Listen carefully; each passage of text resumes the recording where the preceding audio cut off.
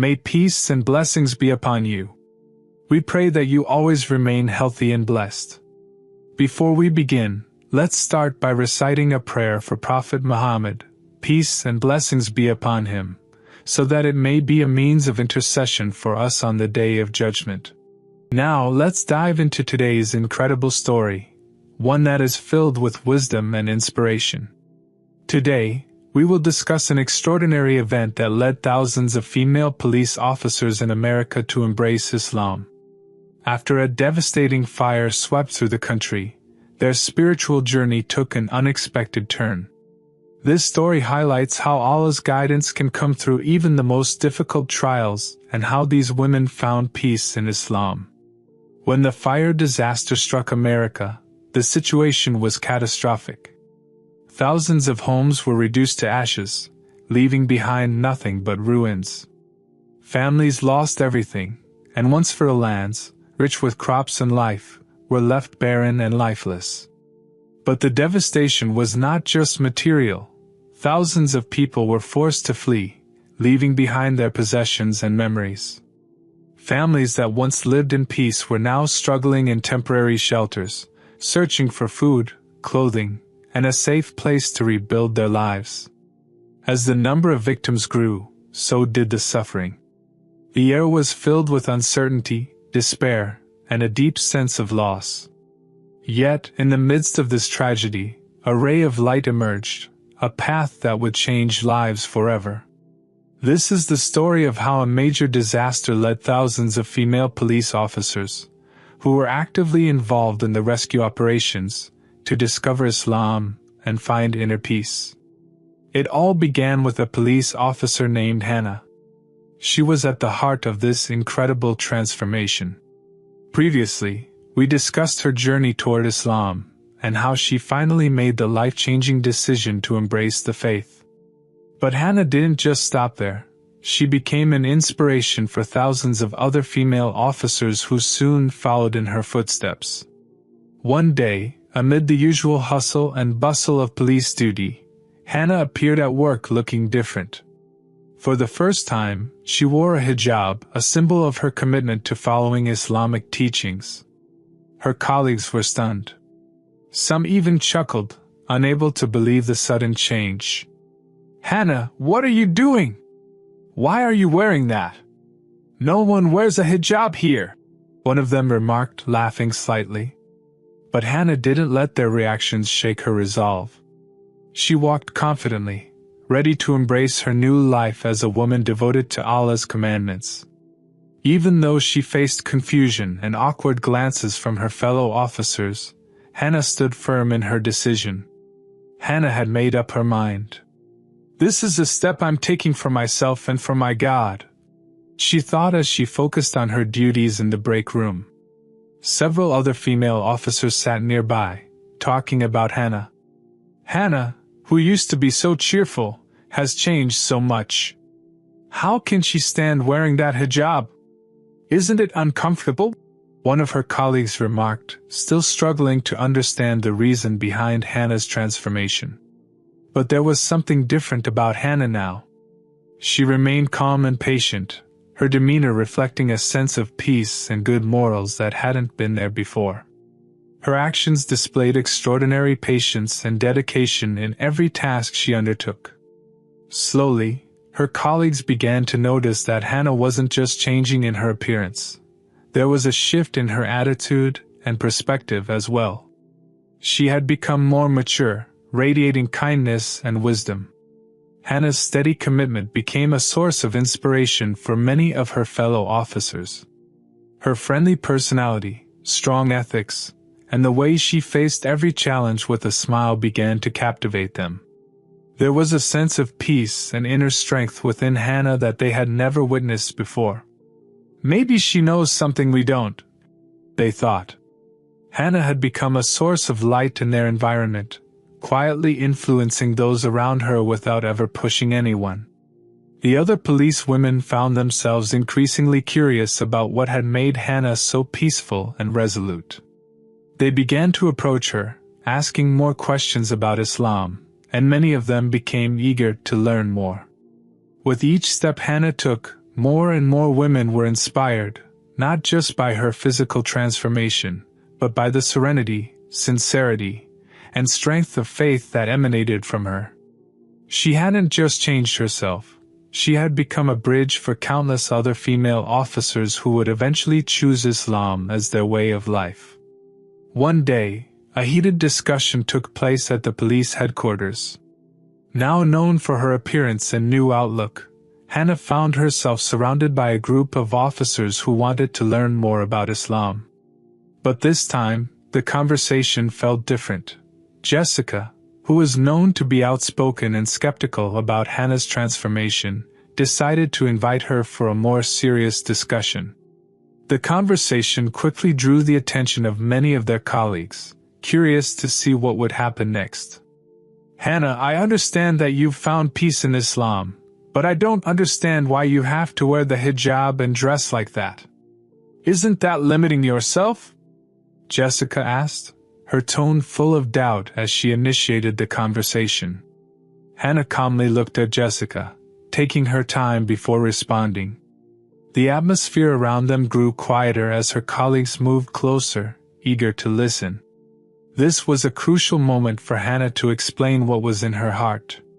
"Jessica, I understand why you feel that way," Hannah began, choosing her words carefully. "Before I truly understood Islam, I had similar thoughts too. But Islam doesn't limit us.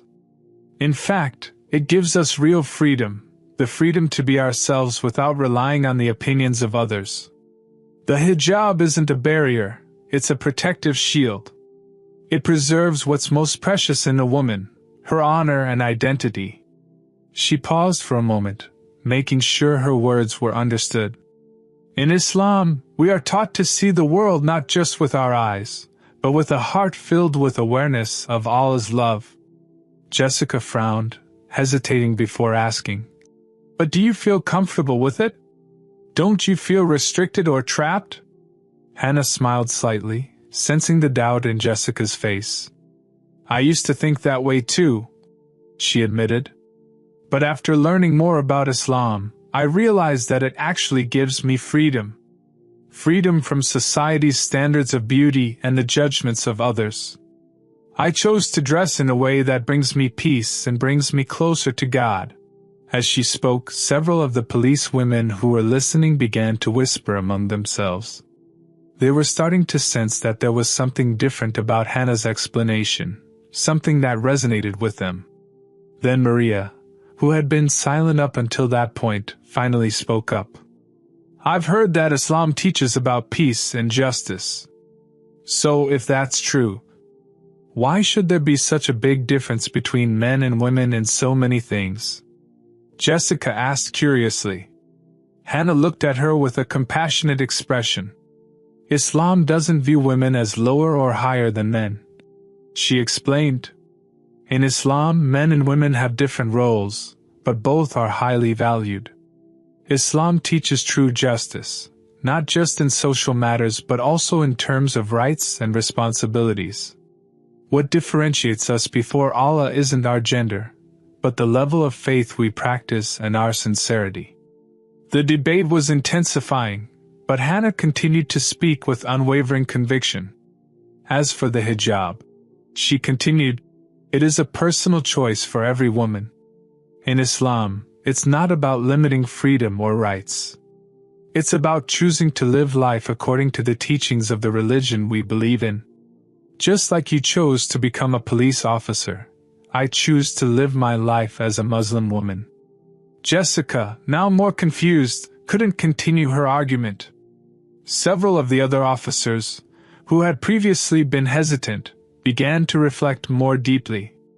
They whispered among themselves, some feeling inspired, while others started asking more questions about Islamic teachings. "So, do you think every woman should wear a hijab to be considered a good Muslim?" Jessica asked, her tone now softer. Hannah nodded gently. "The hijab isn't the sole measure of faith. It's one of the signs that we are following God's commands with all our hearts. Everyone has their own spiritual journey. There's no compulsion, just choice." The atmosphere grew quieter, but it was charged with positive energy. Many of the policewomen seemed to be moved by Hannah's response. Some of them even started discussing how inspired they were by her determination to live her life according to her faith. Jessica, who had been deeply skeptical, finally took a deep breath and said, "Hannah, I didn't know you had such strong convictions. Maybe I need to learn more about what you believe in." Hannah smiled softly, relieved that the conversation had opened up a space for better understanding. "I'm glad you want to listen," she said. "Islam isn't just about appearance. It's about peace of heart and sincere intentions. If you ever want to know more, I'm always here to share." After the intense discussion, the atmosphere in the police headquarters began to shift. Several female officers, who had initially been hesitant, now approached Hannah with questions. They were eager to learn more about the teachings of Islam and understand what had made Hannah so steadfast in her life choices. One bright afternoon, while sipping tea in the break room after studying all day, Maria approached with a look of curiosity. "We were talking about Islam earlier, and I started thinking that maybe I should know more," she said hesitantly. Many of the other officers smiled, feeling happy that the conversation was evolving. Some of them were eager to learn more. "Of course," Hannah replied warmly. "Islam is a religion of peace, justice, kindness, and love. We can start from the basics, like who Allah is, who Prophet Muhammad peace be upon him was, and what our purpose in this world is." Jessica, who had been quietly listening up until this point, spoke up, her tone softer than before. "I just want to know, what makes you so sure about all of this?" Hannah looked at Jessica, ready to answer. Hannah gently responded, "Jessica, sometimes life feels empty, doesn't it? Everything we chase, everything we achieve, often feels temporary. But Islam teaches us to always seek a deeper meaning, and we can only find that through a relationship with Allah. That's what brings me peace." Hearing these words, both Maria and Jessica grew even more curious. Over time, more and more female police officers began joining their discussions. Every time they met in the break room or even during their work hours, they would sit with Hannah, listening to her share insights about Islam. Patiently, Hannah answered all their questions, whether simple or complex. She explained the key teachings of Islam: belief in Allah, prayer, zakat, fasting, and hajj. But most importantly, she emphasized how Islam encourages peace in everyday life. As the weeks passed, the number of police women who became interested in learning about Islam grew steadily.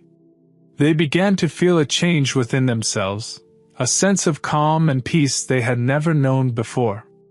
Some even started praying together with Hannah in the break room after the prayer. Those moments felt blessed, strengthening the bond between them. However, the most surprising moment came when Jessica, who had once been the most skeptical, approached Hannah with a determined look on her face. "Hannah, I've read so much about Islam, and I feel like this is the path I've been searching for all this time. I want to embrace Islam. I want to follow the teachings you believe in," Jessica said, her voice trembling but filled with confidence. Hannah paused for a moment, taking in Jessica's words. Then, with warmth in her voice, she replied, "Jessica, that is a beautiful decision. Islam welcomes anyone who comes with a sincere heart. I would be so happy to support you on this journey." A few days later, on a bright morning, Hannah, Jessica, and several other police women gathered in the break room. This time, the atmosphere was different, more solemn and serious. "Hannah, we are ready. We want to become Muslims like you," Maria said, her eyes filled with hope, a smile of happiness on her face. Hannah felt deeply grateful to be a part of this moment. They weren't just speaking words, they were embarking on a spiritual journey that would forever change their lives. Each word they uttered was full of meaning. Together, they recited the Shahada with sincerity, feeling a peace they had never experienced before. It wasn't just Jessica and Maria. Dozens of other policewomen joined in. They all recited the Shahida, marking the beginning of a new chapter in their lives, filled with certainty and faith. Happiness radiated from their faces, even though their journey had only just begun. Hannah, who had now become a true friend to all of them, felt an immense sense of gratitude as she witnessed this extraordinary moment. "I never imagined I would get to this point," Jessica said, tears in her eyes, after they had all finished reciting the Shahida. "But now I feel that my home is Islam." Hannah looked at all of them with deep appreciation. "This is just the beginning, friends. May Allah always give us the strength to remain steadfast on this path." That day, the police headquarters, usually filled with the hustle and bustle of duties and routines, was now filled with tranquility. It was amazing to see so many policewomen, who had just embraced Islam, starting to feel the peace they had long been searching for. Hannah, who had been a guiding light for them, felt so grateful to witness this incredible spiritual journey unfold. A few weeks after embracing Islam, Jessica felt her heart becoming calmer. It was a major change in her life, and it helped her understand more deeply the peace she had been seeking. She realized that it wasn't just her who had received guidance. Many of her fellow female officers were also experiencing the benefits of Islam in the same way. Hannah, who had already found her path in life, became the driving force for Jessica to continue spreading the message of Islam. At first, Jessica felt nervous about sharing her beliefs with her friends, even though she had embraced Islam. It wasn't easy, especially in such a different environment. But Hannah encouraged her, saying, "Jessica, you've experienced for yourself the beauty of living with Islam. Don't hesitate to share, because there may be many others who feel like you, looking for true peace." With Hannah's encouragement, Jessica began talking about Islam more seriously. Slowly, she invited her fellow policewomen to sit together and discuss life, their beliefs, and what gave their lives meaning. At first, only a few people were interested in listening, but over time, many began to feel that something was different. The way Jessica spoke, the calmness that radiated from her, it all made an impact. "Jess, I've noticed you've been more curious lately. What's going on?" a curious colleague asked with a smile. Jessica answered softly, "I've converted to Islam. Islam has taught me many things, especially peace and a sense of purpose. I want to share this with you, if you're interested in knowing more." Jessica's words touched the hearts of many policewomen who heard them. They became interested in understanding what made Jessica feel so peaceful and confident. Jessica began inviting them to casual discussions, telling her story of how she found Islam and the positive changes she had experienced. Hannah often joined these discussions, offering explanations about Islamic teachings. They talked about prayer, fasting, brotherhood in Islam, and the rights and obligations of a Muslim. Without even realizing it, the number of policewomen interested in listening continued to grow. Many began to wonder about how to worship, some started learning about the Quran, and others began noticing changes in themselves that were inspired by Sarah and Jessica. Jessica humbly conveyed messages about peace and wisdom in Islam, never forcing anyone to follow her beliefs. However, she felt deeply that Allah had opened the way for her to continue spreading the light of Islam. She believed this was part of her mission to share the message with those who didn't know it yet. Day by day, more and more policewomen became interested in learning more deeply. Some started asking more questions, and one by one, they began reciting the Shahida, following in Hannah's footsteps. This decision was not easy, as they had to face various challenges from family, friends, and the struggle to live a new life with different rules. However, their determination to find peace and follow the right path made them strong. Hannah, who had initially been doubtful, had now become a role model, highly respected by her colleagues. She not only invited them to understand Islam but also served as a role model in everyday life. Hannah knew that Islam was not just about outward appearances, but about a sincere heart and actions that reflected the true teachings of the religion. Every time she saw a new policewoman reciting the Shahada, her heart was filled with happiness. What was even more amazing was that Hannah began inviting more policewomen to join Islamic activities, such as joint study sessions and congregational prayers. The atmosphere at the police headquarters, which had once been stiff and full of work routines, had now changed, becoming warmer and full of enthusiasm for learning and sharing. Even some policewomen who had previously been hesitant had started wearing the hijab as a sign of their commitment to living according to the teachings of Islam. A few months later, Hannah's preaching grew even bigger. Not only had Sarah become an inspiration, but Hannah herself had become a figure who was able to reach the hearts of thousands of policewomen. From casual conversations discussing peace to sharing experiences and knowledge, thousands of policewomen from various regions began to embrace Islam. One day, at a meeting held specifically for converts and those interested in embracing Islam, Hannah stood in front, feeling deeply touched to see many of her fellow female police officers who had now embraced Islam.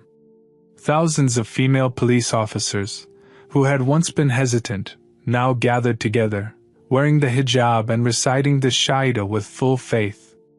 This was the fruit of the struggle and preaching that had begun with Hannah, continued by her, and received with full faith by thousands of hearts that Allah had opened. "This was our victory together," Hannah said with a trembling voice, witnessing the great victory that had occurred before her eyes. Sarah, who was now beside Hannah, looked at her with pride. "You are extraordinary, Hannah. Allah chose you to continue this struggle. May we all always remain steadfast on this path." The atmosphere in the room was full of emotion, full of happiness. Thousands of female police officers who had just embraced Islam were filled with gratitude for the guidance they had received. None of this had happened by chance. It was thanks to the patience, faith, and struggle of a woman named Hannah, who had been the first light for others and now was the guiding light for thousands of others. Elena Moreau is a young flight attendant from France. Her charming face, neatly arranged blonde hair, and friendly smile make her a favorite among passengers on the luxury airline where she works. However, behind her cheerful demeanor, Elena often feels empty. Her life appears perfect. She travels the world, enjoys a modern, free lifestyle, and experiences the luxury many dream of. But inside, she senses a void that has yet to be filled. She has a deep longing for something more meaningful, something that her exciting but transient adventures could not provide. Elena loves her job because flying gives her a sense of freedom, but at times, she feels like a bird soaring endlessly without a destination.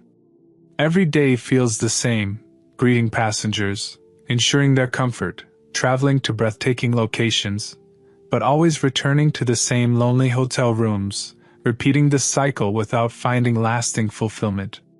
No matter how many exotic places she visits, no matter how luxurious the hotels she stays in, there remains a gnawing emptiness inside her heart, a feeling she cannot shake off. One day, Elena is assigned to a long-haul flight from Paris to Jakarta.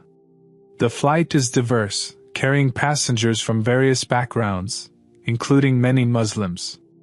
As always, Elena moves through the cabin, ensuring the comfort of the passengers.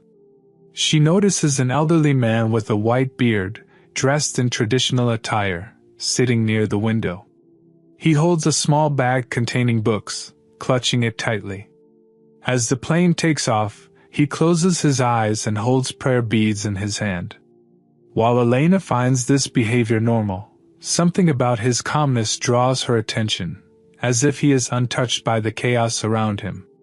Midway through the flight, a storm strikes, causing severe turbulence. Panic spreads, some passengers cry, others scream.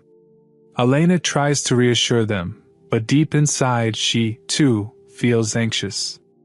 As she moves past the elderly man's seat, she is shocked to see his composure. His eyes remain closed, his lips moving softly as if reciting something. She can barely hear his words. Eventually, the turbulence subsides, and the plane stabilizes.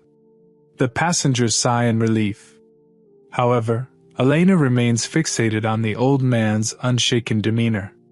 How could someone be so calm in the face of potential danger? What made him so serene while everyone else, including herself, was filled with fear?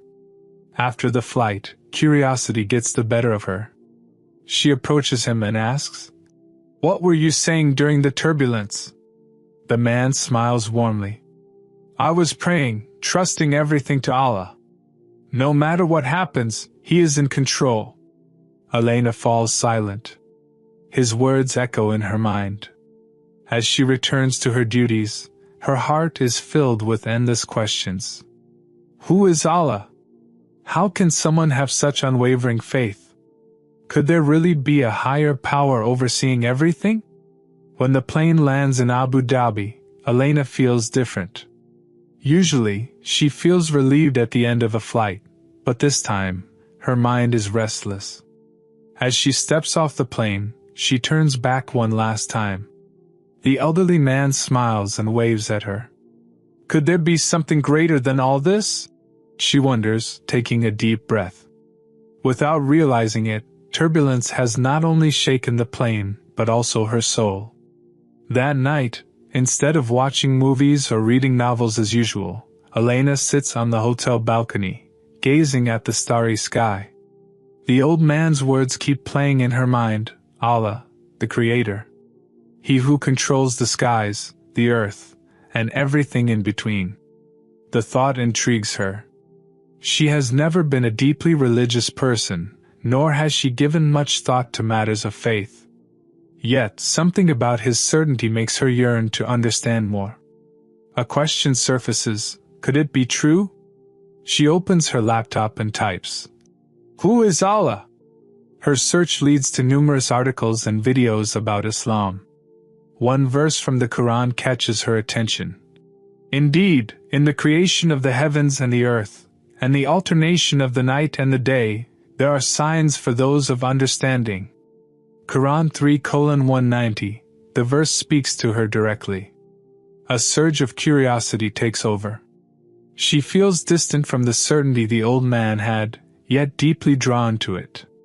Raised in a Catholic household, she remembers how her mother discouraged her from questioning her faith. Now, however, she can't ignore the emptiness she has felt for so long. That night, she dreams of walking in darkness, searching for something unknown. A soft voice calls out, "Seek the truth. I am always here for you." Waking up breathless, her heart pounding, she feels certain, the light in her dream is a sign. She must continue her search. Determined to learn more, Elena downloads a translated Quran onto her phone. On her next flight to Dubai, during a quiet moment, she opens the app and reads the first chapter, Al-Fatiha. One verse resonates with her. "Guide us to the straight path." The words feel personal, like a plea from her own heart. In Dubai, she and some crew members visit the desert. As they arrive, the sky turns golden, and the warm wind brings an unexpected sense of peace. While her friends take photos and chat, Elena wanders alone, sitting on a sand dune and gazing at the endless horizon. A local guide named Ahmed notices her silence. "The desert makes us feel small, doesn't it?" he asks. She nods. "Yes, I do feel small." Ahmed smiles. "That's the beauty of the universe. When we see it, we realize it is not a coincidence. The stars, the vast sky, the endless sand, everything is a sign of something greater." Elena listens intently. Later that night, she opens the Quran again. Whispering to herself, she wonders, "Maybe I have found the truth. But what do I do now?" On her flight to Istanbul, Elena meets a young Muslim student named Hassan. He notices her curiosity and shares insights about Islam. "If you sincerely seek the truth, you will find it," he tells her. Inspired, Elena visits the Blue Mosque upon arriving in Istanbul. As she steps inside, she is mesmerized by its grandeur. A Muslim woman kindly approaches her and offers to show her around. "This is a place to communicate directly with Allah," the woman explains. Elena finds a quiet corner, watching people prostrate in prayer. She whispers, "God, if you are there, show me." An overwhelming feeling takes over. She instinctively bows down, pressing her forehead to the carpet. Peace floods her heart like never before. Rising with tears in her eyes, she smiles. "Maybe I have found my answer." Her journey of faith continues. She reads the Quran every night, seeking understanding. Doubts and fears occasionally surface. How will her friends and family react? What if she loses everything? But the peace she finds in her prayers outweighs her fears. She seeks out Muslim scholars, asks questions, and listens. Slowly, her heart opens to Islam. Finally, she visits a scholar and confesses, "I want to embrace Islam, but I am afraid." The scholar reassures her. Allah does not expect perfection. He loves a sincere heart. With trembling lips, Elena utters the Shahada. "I testify that there is no God but Allah, and Muhammad is his messenger." At that moment, peace unlike any she has known washes over her. Her journey has just begun, but for the first time, she knows she has finally found her destination. Have you ever felt like the life you're living is not the one you were meant for? As if something is missing, no matter how hard you search? Sister Clara, a young nun in a small convent in Italy, was living a life of devotion, yet she couldn't shake the nagging feeling that there was more, something beyond the rituals and prayers. She had everything she thought she needed, but the yearning for truth haunted her every moment, leading her to question everything she had once believed. In the stillness of the convent's library, among dusty old manuscripts, she discovered a path that would forever change her life. It wasn't just a new idea, but a revelation, one that would challenge her faith, her beliefs, and everything she thought she knew. It was a journey that would not only transform her life but the lives of those around her. Sister Clara had always been a devout believer. She followed the daily routines of the convent, dedicated to prayer and service. But as she sat in quiet contemplation, there was a restlessness inside her, a longing she couldn't explain. The teachings of the church had provided her comfort, yet there was an unspoken emptiness that gnawed at her heart. She often wondered if there was something more, a deeper connection with God that she had yet to discover. Her nights were filled with prayer, and yet, as the hours passed, she could not silence the questions in her mind. What was the purpose of her devotion if she still felt this void? What if there was a truth that she was missing, one that could give her the peace she sought so desperately? But how could she ever find it when everything she had known, everything she had been taught, told her that this was the only way?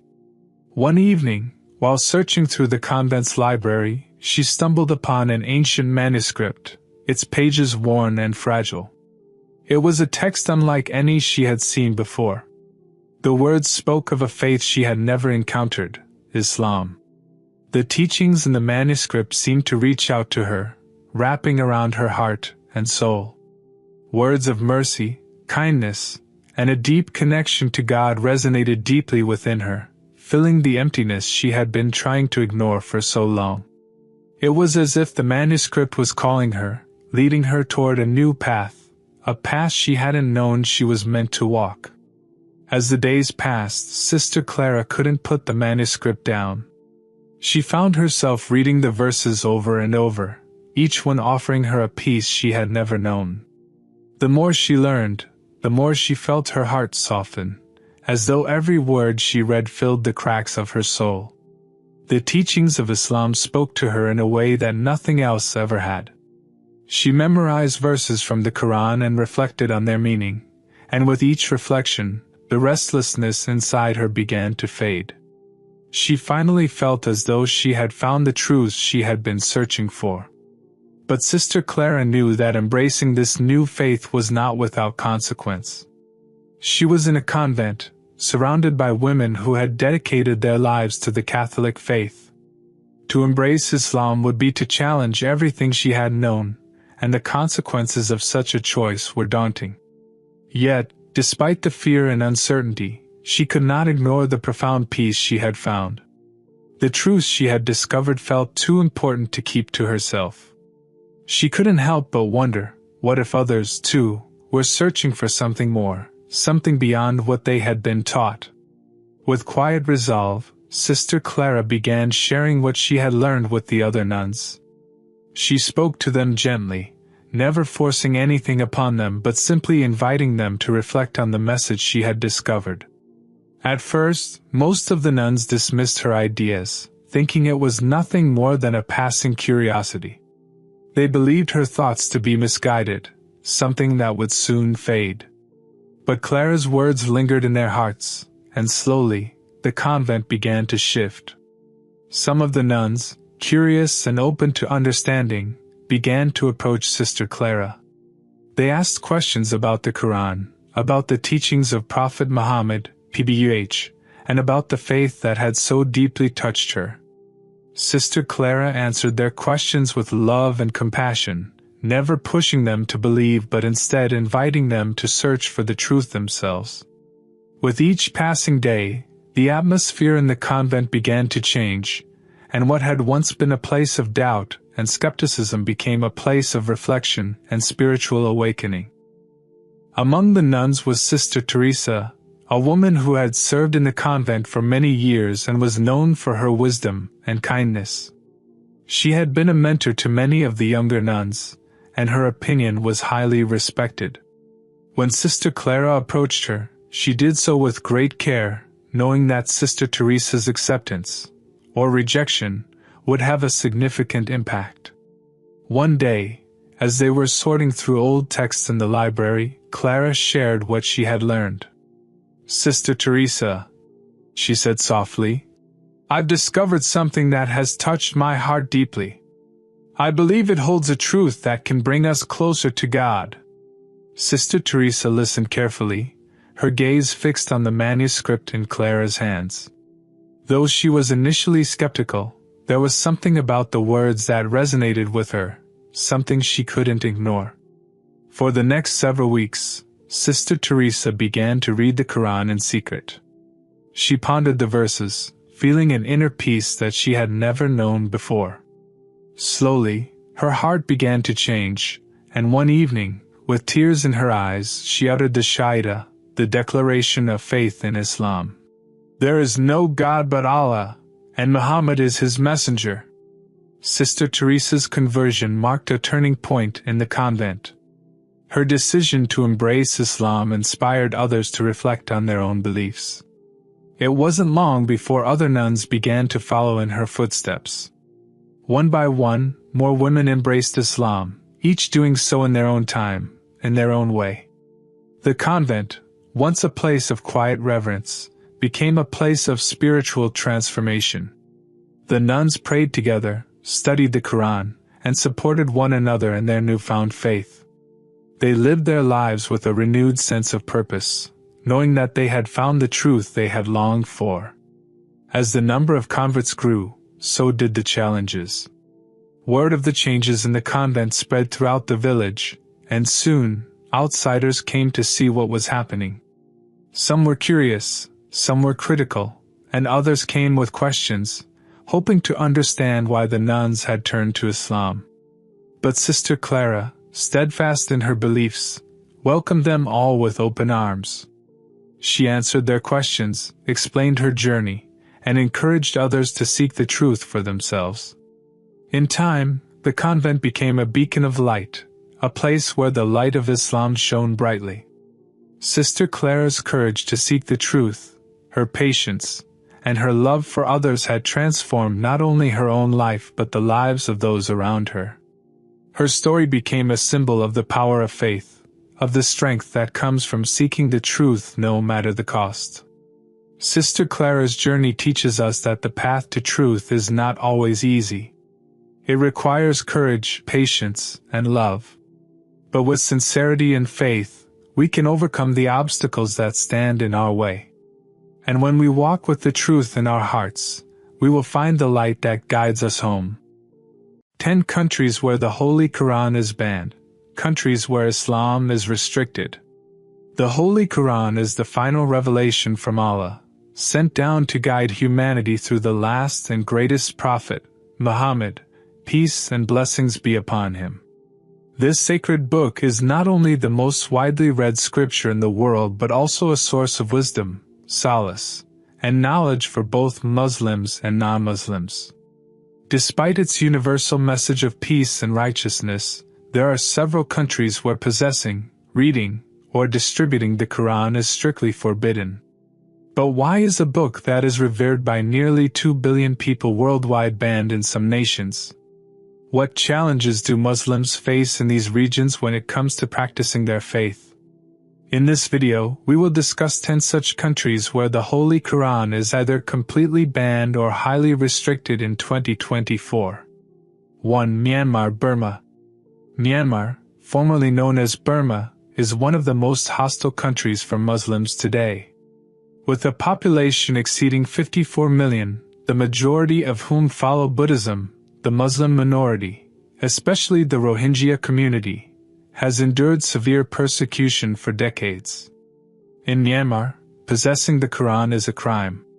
Since 2021, open discrimination against Muslims has intensified, with reports of mosques being burned, religious texts being desecrated, and Quranic education being completely outlawed. Muslims in Myanmar live under extreme restrictions, where even attempting to own a copy of the Quran can lead to imprisonment, or worse.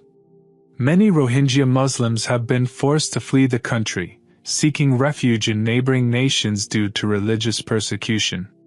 2. North Korea. North Korea, under the rule of its authoritarian leader Kim Jong-un, is one of the most religiously repressive nations on earth.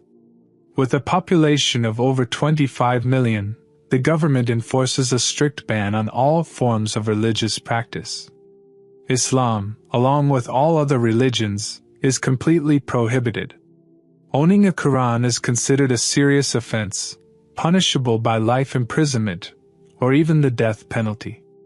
The government has established a system of intense surveillance, where citizens are required to show complete loyalty to the regime.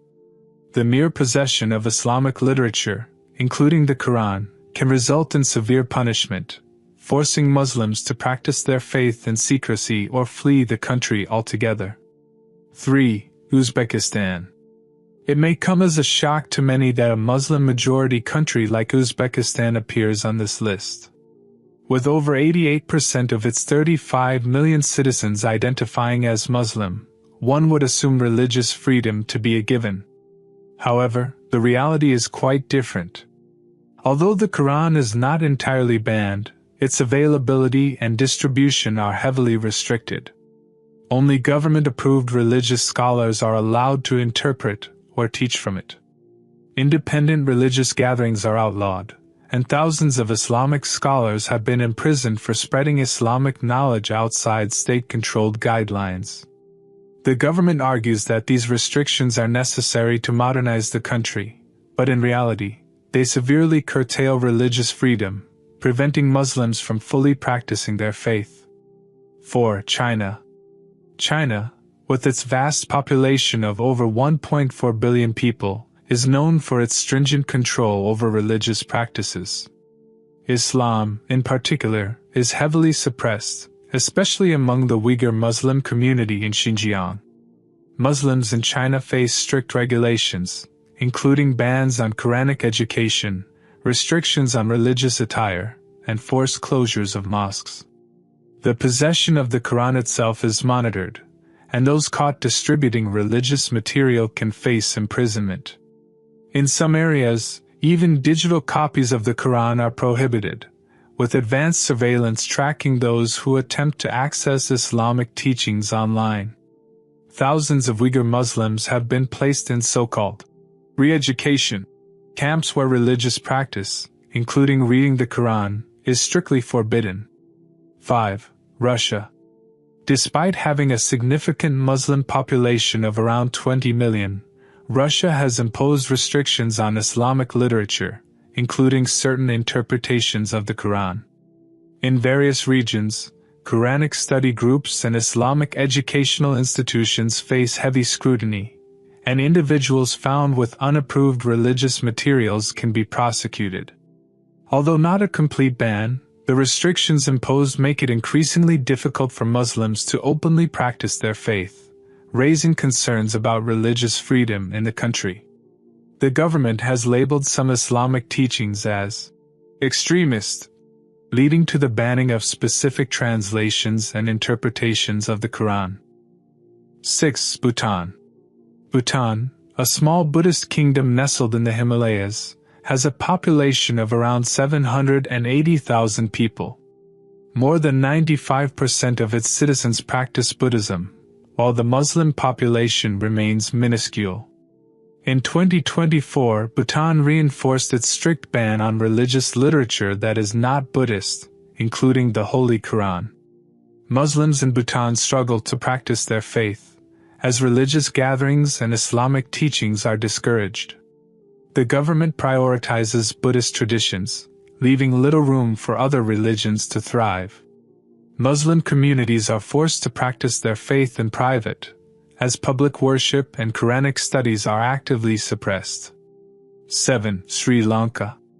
Sri Lanka, a country with a rich history of Buddhism and Hinduism, has seen growing restrictions on Islamic practices in recent years.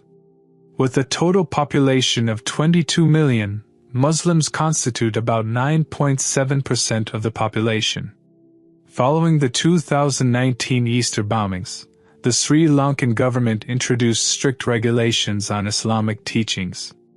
Public recitations of the Quran were banned in certain areas, and Islamic schools faced closure.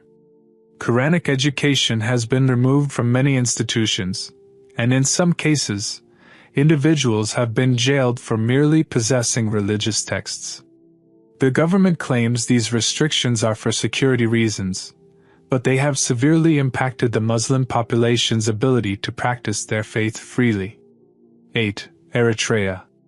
Eritrea, a nation with a population of 6 million, has been under authoritarian rule for over 3 decades. Although Islam comprises a significant portion of the country's religious demographics, the government has imposed severe restrictions on all religious practices. Muslims face immense challenges in preserving their faith, with Quranic teachings being suppressed and religious institutions heavily monitored. Practicing Islam openly, including reading the Quran, has become an increasingly difficult task under the government's oppressive policies.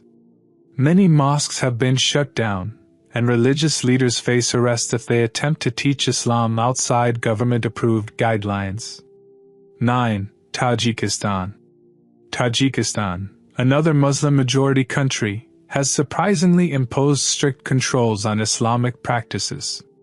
With a population of around 10 million, nearly 98% of whom are Muslim, the government has taken severe measures to regulate religious activities. The Quran is not outright banned, but its distribution and teaching are closely monitored. Islamic schools are heavily restricted, and young people under 18 are prohibited from participating in religious activities, including Quranic studies. The government enforces these policies to maintain control over religious institutions and prevent what it claims is extremism. 10. Turkmenistan. Turkmenistan, a Central Asian country with a Muslim-majority population, enforces some of the strictest religious controls in the region. Although Islam is widely practiced, the state tightly controls religious literature, including the Quran. Owning a Quran is not illegal, but its distribution is heavily regulated. Any religious material must be approved by the government, and unauthorized possession or dissemination can result in severe penalties. Islamic education is also restricted, with strict monitoring of religious gatherings. Watch a video that silenced U.S. President Donald Trump in front of everyone and revealed to him God's wrath on America after the fires returned again in Los Angeles. But before we begin, if you agree with me that these fires are God's wrath on America, then like this video and subscribe to the channel to receive our latest news. An unexpected scene that shook hearts and silenced tongues. A little Muslim girl stands before the president of the most powerful country in the world, uttering words that shook his being and brought tears to the eyes of those present. She is Fatima, an innocent student from Los Angeles, no more than 10 years old, but she carries in her heart all the ambitions during the visit of U.S. President Donald Trump to her school. After the fires that burned everything, she surprised him with honest words that he did not expect to hear. They were not just ordinary words, but rather a powerful message from the voice of innocence and the oppressed to the whole world. In this video, we will tell you the details of this amazing moment, and how Fatima stood with indescribable courage to receive the President of the United States. A lesson he will never forget about Gaza and the power of God and punishment for America because of the injustice it was subjected to. Gaza. Follow us to learn how a little girl turned into a symbol of the voice of truth in the face of the greatest force on earth. During his inspection tour of one of the schools that was damaged by fires in the city of Los Angeles, U.S. President Donald Trump entered the classroom, studying to find himself in front of a group of young students, and while he was asking them about their conditions and dreams, he stopped at a girl sitting in the front row and asked her spontaneously, "What is your name?" The girl answered in a clear and steady voice, "My name is Fatima. I am a Muslim and from a Muslim family, and I am angry with you." President Trump was surprised by the girl's answer. The little girl continued talking while feeling surprised and asked, "Why are you angry with me, Fatima?" She replied to him in a tone full of sadness and anger together. "Because you challenged God, Mr. Trump, when you threatened the countries of the Middle East, Muslims, and Arabs. If they do not listen to you, you will love the Middle East. And when you speak with these words, you are invoking God's wrath for this catastrophe that happened. Because the fires are part of God's punishment on you." The arrogant words silenced the audience for a moment, and the hall became completely quiet, but Fatima did not stop at this. She continued boldly, "Just as you did not stand by my family in Gaza, children like me live in fear because you helped the occupier and turn a blind eye to the injustice that is happening there. Al-Aqsa Mosque is being desecrated, and you and former President Biden are the murderers. You did nothing. You are talking here about rebuilding schools, but what about the children's schools in Gaza that were destroyed and the children who were killed in the most horrific ways because of the bombs that the United States was sending to Israel?" Fatima continued her direct conversation with Trump, saying that God's punishment has come upon you and he sent one of his soldiers and burned Los Angeles and California. Because you challenged God and were arrogant towards his will, don't you know that all these crises you face, whether environmental or political, are divine messages to remind you of divine justice? Because of you, Mr. Trump, thousands have converted to Islam after they realized the truth of the injustice that is happening in Palestine and the Islamic world. These people knew that God is punishing the oppressed and that he does not accept injustice while you continue your support for Netanyahu to kill innocent children in Gaza. Fatima's words were like a sword. She stood alone defending the cause of the nation's honor and the rights of innocent children who were subjected to bombing and destruction. That scene was a message to all who think that children are incapable of conveying the voice of truth, and a strong message to all who believe that unjust acts pass without punishment. What Fatima did was not just an expression of a child's anger towards an American president, but rather an affirmation that the Palestinian issue is not just a political issue, but rather a humanitarian issue that affects every Muslim and every person with a living conscience. Her words were an expression of millions of hearts that bleed every time Al-Aqsa Mosque is stormed and for every family that loses one of its members under the Israeli bombardment in Gaza. It also sheds light on the moral crisis that major powers face when they ignore the rights of weak peoples and overlook injustice. On the other hand, Fatima's words came to remind us that power is not just the possession of weapons and armies, but it is the power of justice and truth. It was mentioned that God is able to turn the scales at any moment, and every injustice will face an urgent or delayed reckoning. The fires that burned the state of California and the city of Los Angeles, which devoured all the youth, and the United States, the world's superpower, was unable to extinguish these fires, and they became helpless as they watched the richest state in America being consumed by fires, and they did not wait long. Even as the fires raged again in Los Angeles and experts say the greatest danger is yet to come, this was the message that there are forces beyond human control and that no country can claim to be immune to the wrath and justice of God. Fatima showed that humanitarian issues are not just numbers or reports in the media, but rather stories of life and hope. When she said, "You have become unable to put out these fires because of your defiance of God," she was referring to the reality of the suffering of many who face serious challenges in their lives, whether due to health problems or political crises.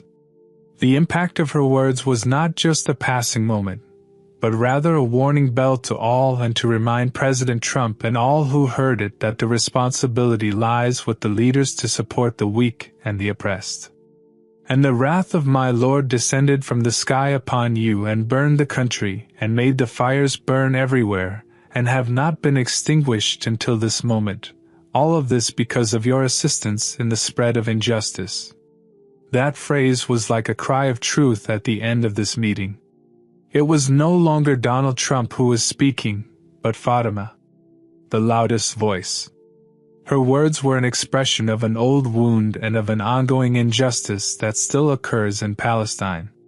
Her steady gaze hid behind it the story of an entire people, the tears of every child who lost his mother, and the voice of every father crying over the loss of his children.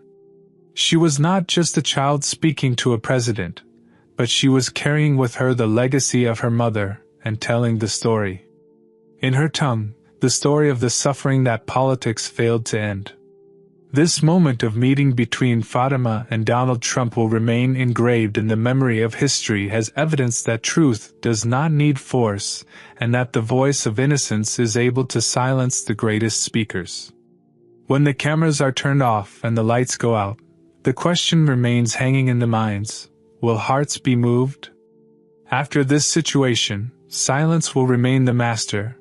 But the certain thing is that Fatima gave the world an unforgettable lesson and revived hope in the hearts of millions that divine justice is the last refuge for the weak and oppressed. Thus, we have lived together a moving moment in the history of humanity, where Fatima, the brave child, stood up to be a voice of truth and hope, always remembering that each one of us can make a difference, no matter what. Young ones, if you like this video, don't forget to click the like button and subscribe to the channel to follow more inspiring stories. Share this video with your friends and family to spread Fatima's message and strengthen the voice of truth everywhere. Let us pray together.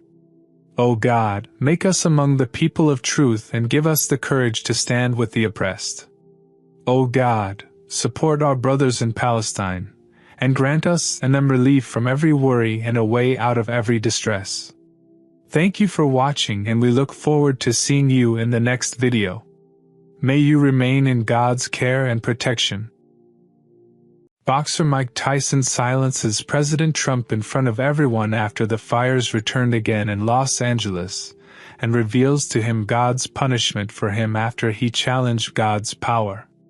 Watch what happened, but before we begin, if you agree with me that this heat is God's wrath on America, then like this video again. Subscribe to the channel to receive our news. In an unexpected moment, the corridors of the White House shook when the Muslim boxer, Shujaa, stood up to confront the American president, Donald Trump, in front of everyone. It was not just an ordinary question, but rather a cry of anger representing millions, exposing silence and collusion and revealing the bitter truth. Mike Tyson's words were a strong slap in the face. The face of the superpower says what no one else dared to say. His words were like a drawn sword that broke the silence and spoke the truth in front of everyone. The story began when U.S. President Donald Trump stood on the press conference platform in the White House to announce to local and international media the extent of the damage caused by the fires that swept through the United States, specifically the state of California and the city of Los Angeles, caused widespread destruction. The scope and huge human and material losses, and President Trump spoke about the return of fires to Los Angeles again, and he stood feeling the danger that scientists warned about, and they said that the return of fires will not be able to be dealt with by firefighting planes. These fires will spread at a terrifying speed throughout the city of Los Angeles, and may exceed the borders of the state of California, and will reach to the neighboring states. Trump appeared extremely afraid and anxious, and he was sweating profusely as he warned the residents of Los Angeles not to leave their homes, telling them, "We have become helpless in the face of this hell that has consumed our country. I ask everyone now to leave and go quickly. The fires will come to you." Anger in his voice and defiance in his eyes, he said, "I am angry with you, Mr. Trump." The situation was surprising to everyone, including the president himself, who wondered in confusion what made you angry. Tyson continued his speech without hesitation and said, "I add my voice to all the Muslims who said that these fires are God's wrath against America, and you are the reason for what happened to America. You dared and challenged God, and you said and threatened the Middle East and Muslims, if they do not listen to you, then you will make the Middle East hell. These words of yours were the reason for God's punishment upon us was the outbreak of fires, and they're spread everywhere in Los Angeles, eating everything green and dry, and the United States was unable to deal with them with all its capabilities, as the planes were unable to extinguish these fires. After everyone thought that the fires were at an end, they returned again in Los Angeles and are now threatening millions who were forced to leave their homes and are now on their way to burn the nuclear reactors in California. If that happens, it will be the end of the United States. As a result, you cannot ignore the truth." President Trump stood in a state of shock and confusion. Tyson's words hit him in the heart. He had no immediate reaction to this attack. Brave Mike Tyson continued addressing the president, saying not only the fires but also the failure of President Biden, whom Tyson described as a cowardly killer, to stand by the Palestinian people who have been suffering for decades under the fires of the Israeli occupation and injustice. He abandoned them and allowed the attacks on the people, children and women of the invaders, and his unlimited assistance and support for Israel. Those who perpetrated massacres against Muslims in Gaza, and you have abandoned the Palestinian people in obtaining their legitimate rights and establishing their state. And Tyson's words began to escalate in intensity as he continued to accuse the president that the fires have returned again to Los Angeles, and scientists say that the hardest thing has yet to come, and all this happened because you challenged God, and at the same time it was thousands are entering Islam. Perhaps you do not know that every word spoken by the oppressors and every injustice that befell its oppressor made many people question the truth of this religion that is patient, tolerant, and demands justice and peace. However, no serious step has been taken to resolve the Palestinian issue. Rather, you have been satisfied with compliments and false promises, whether currently or during your presidency the first time, as well as President Biden. May God curse him, who did not move and remained silent about what Israel did to the children of Gaza. At that moment, everyone in the hall felt that they were watching a historic event, as Tyson stood alone in front of the most powerful man in the world to tell him the truth that he did not want. One to hear it was this moment as a great challenge for President Trump. As he put it, Tyson was in an unenviable position and was unable to respond. Mike Tyson's words left everyone silent and stunned. These words embarrassed President Trump in front of the audience. What Mike Tyson did was not just interrupting a press conference, but rather an uprising for the word of truth that cannot be erased. Mike has proven, Tyson said, that there are issues that are bigger and more important than any political position, and that the truth is not afraid to confront it, even if it is confronting the most powerful man in the world. His words came out as if they were a cry from the depths of millions of Palestinians and Muslims around the world who suffer daily. They were the tears of the children of Gaza, and their prayers were answered by the Lord of the worlds and the Lord of the oppressed, and brought down his wrath on the most powerful country in the world, and sent to it a group of his soldiers and burned the richest American states. Everyone knew the truth about the silence and complicity behind which the world leaders stand. In the end, the words of the Muslim Mike Tyson will continue to ring in the ears of President Trump and everyone who witnessed this situation. It will remain a prominent mark in history. The United States, when one voice dared to speak truth in the face of injustice. Story, it did not end here, but it began again. These were Mike Tyson's true words that transcend borders and languages to reach the hearts of all who believe in justice and humanity. We will never forget the tears of children, the screams of mothers, and the voices of free people in Gaza. It is not just a place, but it is a cause for every person who believes in truth and dignity. Mike Tyson left the hall. After he uttered his words that shook hearts, that moment remained present in everyone's memory. It was not just passing words, but rather a sincere cry from the depths of the oppressed. That cry touched the souls of Gazan, the pain of children under the rubble, and the tears of mothers who were silently afflicted by this world. So he carried with him the concerns of his entire nation and awakened hearts that were ignoring the painful facts and miracles of God's wrath on America. Tyson called on the American people to learn about the Islamic religion and challenged them that if they did so, they would find the truth and would find that these fires were God's wrath on America, and that they would find that Islam is the religion of tolerance and peace, and many of you declare your conversion to Islam. At the end of this video, we realize that the words Mike Tyson, it was not just words said in a press conference, but it was a cry of truth emanating from the heart of an oppressed person. He proved to us that courage in the face of injustice is what the nation needs at all times and places.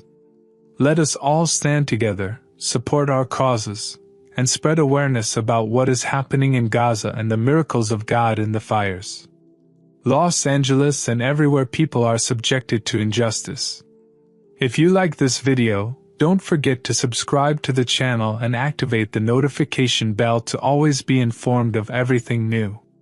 Share this video with your friends to spread the message and remain a voice for the truth. Let's continue working together for a better world where your voices are heard. Oppressed and respect human rights. Thank you for watching and see you in the video.